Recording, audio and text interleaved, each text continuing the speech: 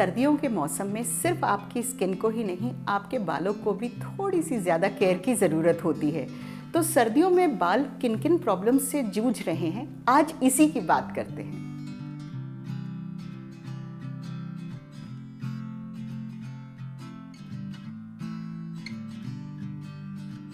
Normal बाल जो है उसमें एक क्यूटिकल होता है जो एक एनवलप की तरह होता है। उसने अंदर से बालों को चारों तरफ से एक तरह से एनवलप किया हुआ है, ढका हुआ है।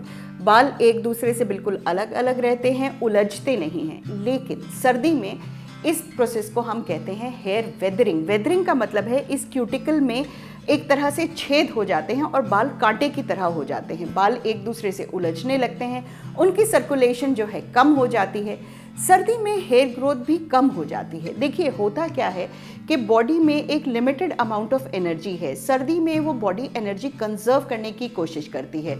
तो जो अननेसेसरी ऑर्गन्स हैं हमारी बॉडी के, लिटरली हेयर का कोई काम नहीं है सिवाय हमारी खूबसूरती बढ़ाने के, उसमें हेयर सर्कुलेशन जो है वो काफ़ी हद तक कम हो जाती है। किसी भी ऑर्गन में जब सर्कुलेशन कम होगी तो उसकी ग्रोथ कम हो जाएगी। और अगर इस वक्त आपने अपने बालों का ध्यान नहीं रखा तो बाल टूटने लगेंगे, एक दूसरे से उलझने लगेंगे। तो आखिर आपको करना क्या है? पहली चीज़ तो यह है कि रगड़ के कंघा करना बिल्कुल बंद कर दीजिए।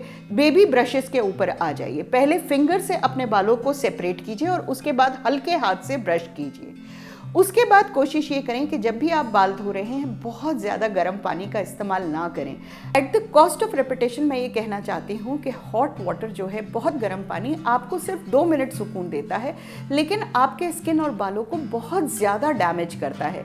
तो ल्यूकवार्म वाटर से बाल को धोइए। उसके बाद अगर आपको लग रहा है कि आपकी उंगली शैम्पू करने के बाद बाल में उलझ रही है तो हेयर कंडीशनर का इस्तेमाल करें। कंडीशनर को हाथ पे लेके अच्छी तरह मल के उसको बालों पे लगाएं, रूट्स पर ना लगाएं, पूरे बाल की लेंथ पर लगाएं। 2 मिनट बाद उसे वॉश ऑफ कर दें। जब आप बाहर आते हैं तो कोशिश करें उसको डैप ड्राई करें तौलिए से। अब एक चीज़ और होती है कि सर्दी में लोग बाल धोने से थोड़ा सा कतराने लगते हैं, ठंड लग रही है। इस वजह से जो डेब्रीज हैं, सर्दी में एक्सफोलिएशन तो बढ़ गई है, स्किन सेल्स बहुत ज़्यादा झड़ रहे हैं, वो इकट्ठे होते चले जाते हैं। जब वो इकट्ठे होते चले जाते हैं तो इनमें फंगल इन्फेक्शन हो जाता है और वो डैंड्रफ हो जाता है। दूसरी चीज़, इतना वक्त नहीं होता कि बाल सुखाएं या धूप नहीं निकली है तो गीले बाल बांध लिए जाते हैं। तो इन सब का सबसे अच्छा सल्यूशन ये है कि आप फिंगर ड्राई करें।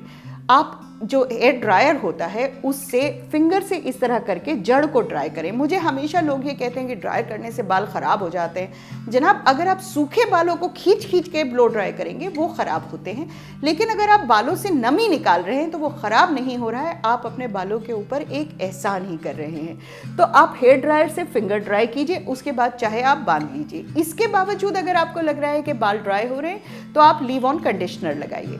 उसके अलावा कोशिश ये करें कि वंस अ वीक आप हॉट ऑयल का मसाज करेंगे और उसके बाद बाल को धो देंगे। लेकिन सबसे ज़्यादा ज़रूरी इस मौसम में बायोटिन है। याद है बरसात में हम बायोटिन की बात कर रहे थे, because biotin vitamin B7 hair की स्ट्रेंथ के लिए बहुत ज़रूरी होता है। वही बात आज दिसंबर जनवरी में लागू होती है बिकॉज हेयर की सर्कुलेशन बहुत ज़्यादा कम हो रही है।